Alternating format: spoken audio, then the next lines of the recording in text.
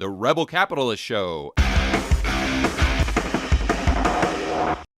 So let's go into the European energy crisis and what they're facing right now and what you think they'll be facing when we get into the winter months. Well, I think that, it looks like their gas storage, they finally are at about 70%. They're hoping to get to about 80%, 90% by the end of November. So we'll see how that works out. I mean, they have, we have to see. I mean, there's so many ifs, ands, or buts during this, but Right. It looks bad. I mean, they're already preparing for rolling blackouts. The UK just announced rolling blackouts. I mean, you're already seeing, I mean, we've been seeing problems for even before the Russian invasion.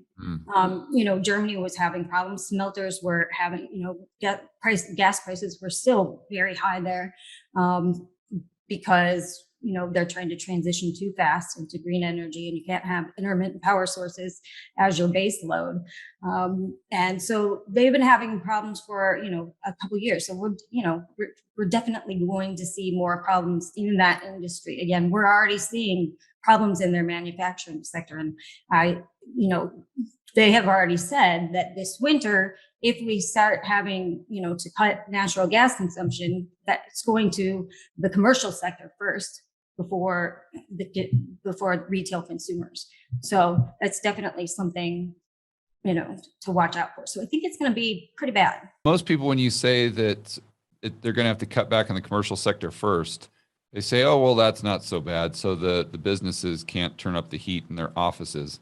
But they don't realize that you're talking about an input to so many of the goods they produce. It's not just about heating. It's about especially the chemicals. Exactly, the chemical industry, and then it's contagion effect, because the chemical industry affects the steel industry, that affects the car manufacturing industry, and so you're talking about, and manufacturing is huge in Germany, right? That's their biggest sector, and so if you start cutting those manufacturers out of gas, and they're trying to, we're seeing a lot of oil to gas switching, where they're switching.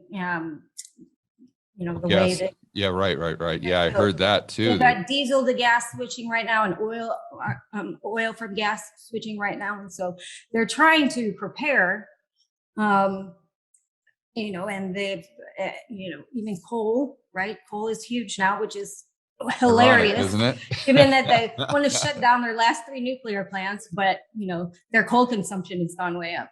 Does that make sense? Yeah. Are they at all becoming more receptive to nuclear, or are they still on the nuclear's bad bandwagon, even with all these problems they're having? Yeah, well, the chancellor just said 2 weeks ago, Schultz actually just said, I'm thinking about changing my mind on closing the last 3 nuclear plants by December. So It sounds like they're starting to come around. I know the UK is starting to come around. So, I think the more they start to feel the pain, I think we're going to see kind of a turnaround there. Nuclear is very big, and most of the plants being built now are in Asia and Africa right now. So there is still huge demand for uranium. I know everybody likes to talk about uranium, but I do think we're going to start seeing kind of a turnaround. They're going to have to. Really, they have no other choice if they want to keep their climate goals. That's really what's interesting. It's like how much pain needs to be absorbed by the general public before the politicians come to the conclusion that they're going to have to make some radical changes if they want that society to continue to vote for them. Well, exactly. That's the driving force behind these politicians, and then kind of reconciling that with the maybe even more macro objectives of kind of the global elite, the World Economic Forum types. It's just an interesting mix of variables here, to say the least. So moving forward, if you can add a crystal ball here for 2023, what do you see happening with the price of oil and energy prices? And I really want to talk about commodities as well. Yeah, absolutely. Well, I think we're still, we're still going to have a shortfall. Demand is still expected to rise. We have OPEC that doesn't really have much spare capacity left. They still can't even produce what they're supposed to be producing. Right now, they still are at a 2.75 million deficit for, as a production deficit right now. Right. And so I think as soon as the SPR stops, which just so happens to be right at midterm time, I think that right. So I think that I think going into, during the winter, we definitely demand is less. But I think going into the last half of December, going into 2023, I think we're going to see another bounce in oil prices.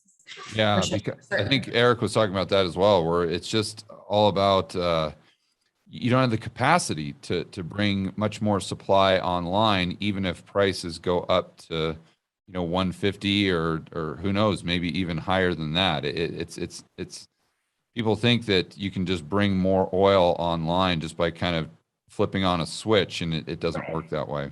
It doesn't work that way. And you have to look at, if you're looking at US producers, there's really no incentive to produce right now. They're being demonized by the government. They're being told they want to be phase them out. Who wants to invest capital doing that under those circumstances, right? And I have kind of heard that over and over again from, listening to earnings calls, especially from, the sort of mid to smaller tier.